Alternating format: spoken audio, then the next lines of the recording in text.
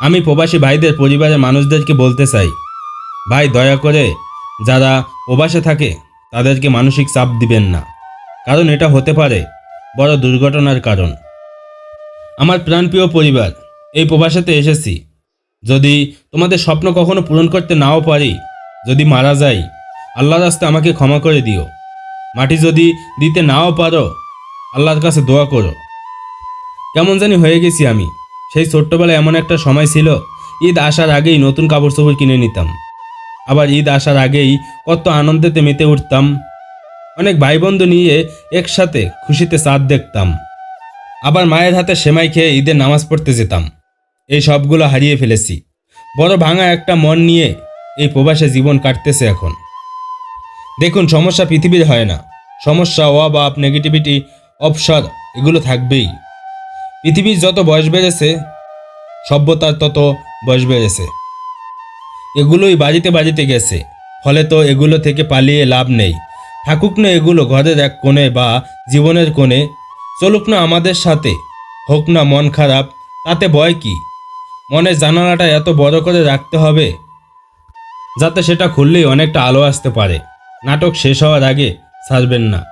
মনে রাখবেন, এটা আপনার এক্সপেকটেশন, এটা আপনার জন্য ধার্য।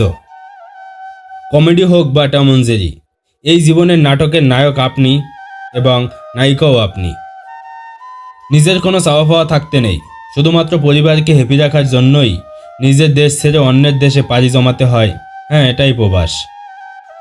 পরিবারের সচ্ছলতা ফিরিয়ে আনার জন্য হাড়ভাঙা পরিশ্রম করতে হয়, তাও এমন এক জায়গায় যেখানে ভাই বোন, মা বাবা, আত্মীয় স্বজন কেউ থাকে না। অসুস্থ হলেও দেখার মতো কেউ নেই। নিজের যত্নটা একান্ত নিজেরই নিতে হয়।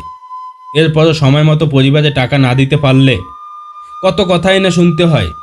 দিন শেষে প্রিয় মানুষটার সাথে একটু কথা বলার জন্য আমতা হলেও একটা সময় পর সেই প্রিয় মানুষগুলোই বিরক্ত বোধ করে। এমনও অনেক মানুষ আছে যারা সময় মতো দেশে ফিরতে না পারার কারণে তার প্রিয় মানুষটাকে হারিয়ে ফেলেছে। অন্যের হয়ে যেতে দেখেছি। এই কষ্টগুলো তার একান্তই নিজের। শেয়ার করার মতো কোনো মানুষ পাই না। এরপরও মাস শেষ, তাকে বলা হবে একটু বেশি করে টাকা পাঠাতে পারবি। কেউ এটা বলে না, বাবা তুই সেখানে ভালো আছিস তো? আমাদের সম্মান করা উচিত সেই সব মানুষদের, যাদের হাড়ভাঙা পরিশ্রমে একটা পরিবার সচ্ছলতা ফিরে পায়, যাদের কষ্টগুলো সব সময় লুকানো থাকে, যাদের কারণে দেশ উন্নয়নের দিকে যায়। ভালো থাকুক সব প্রবাসী ভাইরা। আল্লাহ তাদের হেফাজতে রাখুক। একটা মনের কথা কি জানেন? মায়ের আসল ছেড়ে এই প্রবাসে এসেছিলাম কিছু খুশির জন্য।